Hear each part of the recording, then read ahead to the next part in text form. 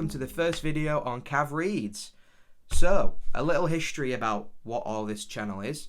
I've never been a big reader. It's one of those things that I've always understood it is a very good thing to do. I love people who do read. You think of them as well-rounded people, and I'm a bit of a writer myself, and I've always heard and ironically read online from WikiHow articles that the best writers are people who constantly are reading and taking in new information. I've just never been like that. At university, even when I tried to read, the sentences used to get all jumbled up in my head, and for a while I thought I was dyslexic. I took a couple tests. They said, no, you're not. So that was nipped the bud in that one straight away. And then I just probably put it down to the fact that the reason I'm bad at reading is because I don't read. So I've decided to change that. In 2003, there was this survey undertaken by, I don't know if the company is called The Big Read or the survey is called The Big Read, but it's the concept I'm talking about is The Big Read. And in 2003, they did a survey across the whole of the UK. Loads of celebrities got involved and stuff like that. It was a real doozy. And they didn't talk about it. They found out the UK's 200 most popular fiction books. And the journey that I have set myself, the task that I've set myself, is not simply, to read these books. Because I figure, what's the best way to start to become a reader than just to read the best books? I think this is going to develop a lot more as it goes. And this is, I'm very excited to kind of track my personal development along this. Because I think I'm going to learn a lot about myself. If I read a book a week, this is still going to take me 2 years. No, it's not. It's going to take me 4. If I read a book a week, this is still going to take me 4 years. And I'll put it this way, I'm not on track to read a book a week. So there you go. But before we kind of get into my review of the first book, which I'm super excited to talk about, just a quick word from our sponsor. We here at Not Washing Your Hands After You Go to the Toilet believe it is an absolute waste of time to wash your hands if you're just going to be going again. Please sponsor our cause. Thank you for listening. And a big thank you to Not Washing Your Hands After You Go to the Toilet for sponsoring that video. You know, we wouldn't be able to do this without you. Appreciate it. So, the first book on the list was a horror book. Not a horror book, but a spooky one. And it's called Flowers in the Attic. And I'm sure it's a great book. But I read the wiki synopsis. And I didn't want to read it. And this is my list and not yours. So, you're going to have to get on board with that one real fast, okay? So, without further ado, the 199th book on the list is The Very Hungry Caterpillar, a staple of all British children's, potentially a lot more than British, children's childhood, as it was a staple of mine. I don't remember ever reading this book, but I do remember it being very much in the cultural zeitgeist, you might say, of childhood. However, if playtime isn't, I don't know.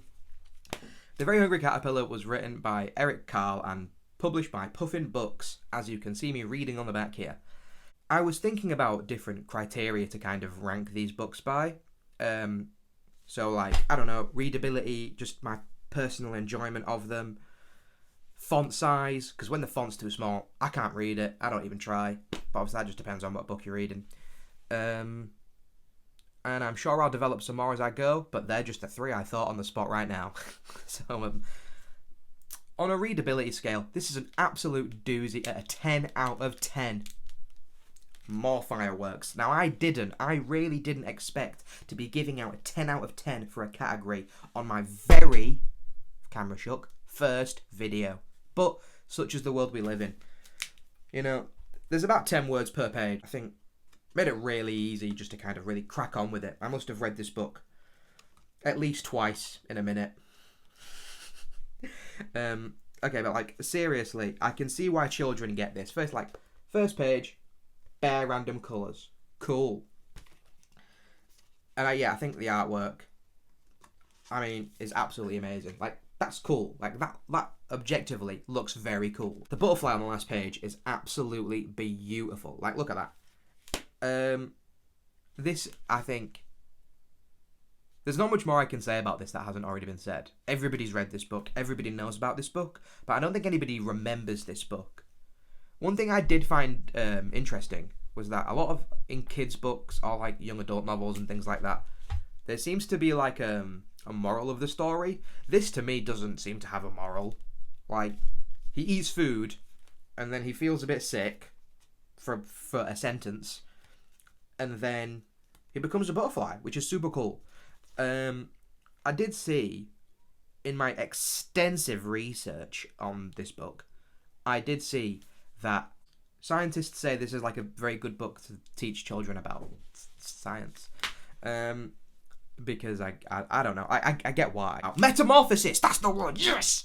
But what I will say is, one interesting thing I read on the Wikipedia page was that since it's been released, this book has sold the equivalent of 1 a minute. 1 per minute. So I can see the time at the top of this video. It's been 8 minutes, I can see at the top just there. This book sold 8 copies. Wow. Wow, Eric Carr. You've absolutely smashed it, buddy. In terms of my overall ranking for this book, I'm going to give it a fucking... It's an 8 out of 10. I'm not willing to give it a 10 because I haven't read many other books yet. And I really don't... I don't want to put the lid on the water bottle too early, if you know what I mean. It's an 8 out of 10 because I think it's a staple of most children's childhoods. And if you have a kid and you haven't read them this, you know, poor parent alert. So, in closing statements, I hope you like and subscribe. I haven't figured out how liking this video supports me yet. Because you know how on YouTube videos I was like and subscribe. I get why subscribing is. I don't get what liking does. It's like, I don't know. We'll figure it. I'm sure we'll figure it out. But yeah, like, subscribe, wherever that is. I think it's down there. And yeah, join me for this wonderful little journey. See you later.